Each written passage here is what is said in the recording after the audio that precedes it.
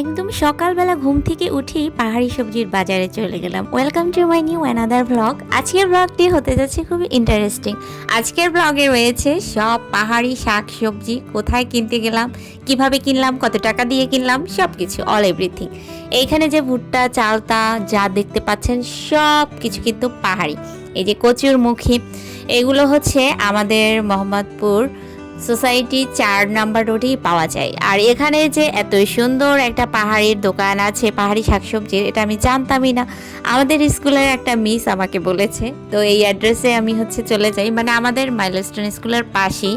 তো ওখানেই আমি জাস্ট খাতাটা সাইন করি, দেন এখানে চলে যাই তাড়াতাড়ি করে, কারণ আমি আজকে অনেক এক্সাইটেড, কারণ আমি বাঁশকুড়ুল কিনবো। অনেক দিন ধরে ওদের ভিডিওগুলো দেখতেছিলাম যে বাঁশকুড়ুল দিয়ে আর কি পাহাড়ি মুরগি বা গরুর গোশ রান্না, এগুলো অনেক বেশি মজা লাগে। তো এখানে এসে দেখতেছি যে সব কিছুই একদম টাটকা টাটকা সতেজ। মঙ্গলবারে বসে এটা, আপনারা যারা মোহাম্মদপুর আছেন তারা কিন্তু এসে ভিজিট করতে পারেন। আর রান্না বান্নাটার ভিডিও অবশ্যই দেখাবো, সেই পর্যন্ত সবাই ওয়েট করেন।